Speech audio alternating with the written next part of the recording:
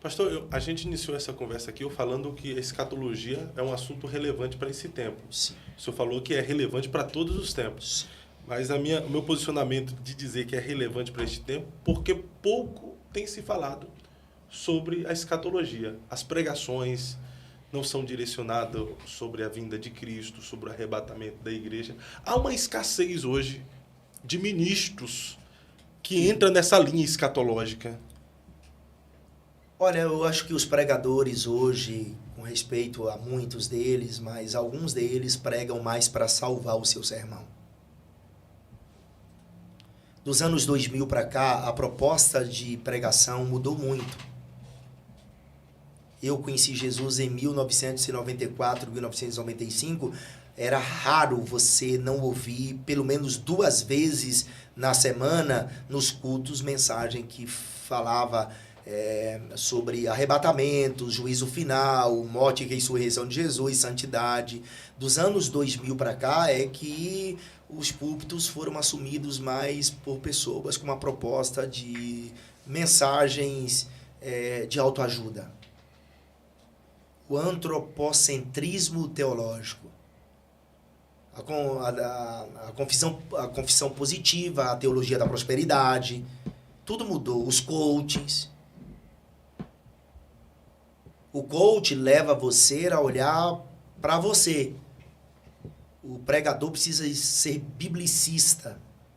Ele tem que levar você a olhar para a Bíblia. Você não vai para o culto para você voltar feliz. Você vai feliz para o culto para você ser confrontado por Deus. O evangelho é um confronto. Não é para você ir para o culto e chegando no culto você ser massageado. Porque tem pessoas que, porque passou um dia difícil, um dia de cão, ele vai para a igreja para ele ouvir aquilo que ele quer, aquilo que na verdade não é o que precisa, né? É o que ele quer ouvir. E no culto o pregador precisa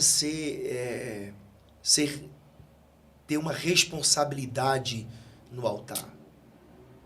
Há um falso evangelho sendo pregado nas igrejas? Sem sombra de dúvidas. Não vai demorar muito tempo e as pessoas vão chegar na igreja e vai ter um cardápio do lado de fora, falando o que a igreja propõe para os seus ouvintes. Na verdade, esse cardápio já é em casa, né? Que as pessoas deixam de ir à igreja e escolhem a programação de mensagem que vão assistir. Que eu não acredito, para mim isso não é culto. Para mim, você cultua a Deus em casa caso você esteja doente. Crente tem que congregar, crente tem que ter um pastor. Já viu ovelha sem pastor? Essa ideia de desigrejado, que hoje no Brasil deve ter mais de não sei quantos milhões aí, mas tem 20 muito. milhões a última estatística e pós-pandemia. Isso mesmo. Desigrejados que acham que está saindo de um sistema. Gente, isso é o cúmulo da estupidez.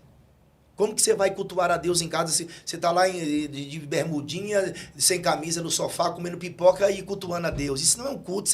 Nos dias de Jesus haviam 400 sinagogas. Jesus ia na sinagoga toda semana. Até Jesus congregava, meu. Aí a pessoa não quer ir ao culto. O culto em casa é caso você esteja doente. Porque se você está sadio, você tem que ir ao templo para cultuar a Deus coletivamente. Mas uns usam o argumento... Pode continuar. O nosso modelo de culto é sinagogial. O nosso modelo de culto é sinagogial. Você vai lá, canta, faz orações, ouve a palavra. O nosso modelo de culto é sinagogial. A liturgia do culto. Isso. É que alguns usam o argumento que não estão indo à igreja porque foram feridos pela igreja. A igreja tem essa capacidade de ferir alguém? A igreja institucional, não. A igreja de Cristo, a igreja invisível, não.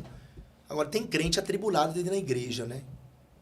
Tem muito crente atribulado. Tem gente difícil, né?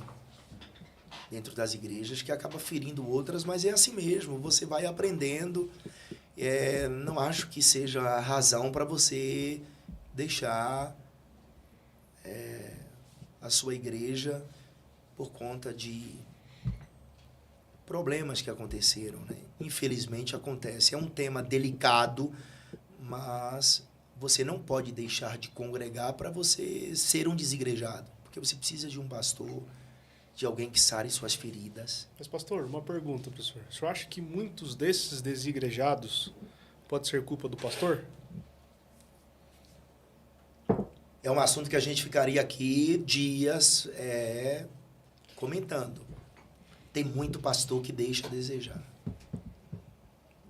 A função do pastor é cuidar das ovelhas. Você sabe que nos apriscos não havia porta, né? Não havia uma porta de abrir e fechar. Você sabe disso. O aprisco era sem porta. Você sabe, né, Fábio? Sim.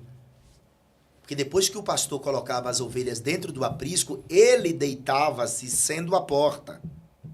Ele mesmo que deitava. Era. Porque a ovelha não passa por cima do seu pastor. E o pastor não saía, o pastor não levava as suas ovelhas para o pastoreio sem antes ele fazer um exame do local que ele ia levar as ovelhas. Ele fazia um exame primeiro para ver se tinha água limpa, segundo, para investigar se não havia predadores, lobo, leão, urso. Então, esse zelo de alguns pastores não permitir que as ovelhas que ele está pastoreando ir visitar outras comunidades de fé é benéfico para a ovelha? Eu, se eu fosse pastor, eu não proibiria. Agora, se é uma igreja que, pelo amor de Deus, né, tem umas igrejas aí que só o sangue. Um tipo de esculhambação com pentecostalismo. Gente rodando com espada, com incensário de fogo, trepando em coluna de templo. Que diabo de Pentecoste é esse? Não é o Pentecoste bíblico, não é o Pentecoste clássico. A gente vive um sincretismo religioso dentro do próprio cristianismo? Em algumas igrejas, sim. Em algumas igrejas, sim. Mistura de elementos de outras religiões, sal grosso. Um dia eu fui numa igreja, o pessoal estava saindo com os porquinhos na mão. E eu perguntei, para que esses porcos? Eles, Aí o pessoal disse que depois ia ser entregue a vassoura, que era uma campanha. O porco é como se fosse o porco de Gadara. E a vassoura era para varrer os demônios de dentro de casa e depois quebrar o porco, porque os demônios iam entrar no porco, irmão, pelo amor de Deus. A mente desse povo é fértil também, né? E as pessoas são manipuláveis, né? As pessoas. Mas como a gente consegue identificar o falso evangelho, pastor? Dentro desse aspecto. Você vai pela igreja, não tem a pregação do evangelho, pregação bíblica, cristocêntrica, tudo é campanha, campanha, campanha, campanha, não é o evangelho de Jesus. Vira heresia, né? Não é o evangelho de Jesus. Você não vai atrás das bênçãos. Você não vai. A etimologia da palavra bênção no hebraico significa que é algo que vai atrás de você. A bênção vem até você, não é você. Você fica atrás de bênção aqui e acolá.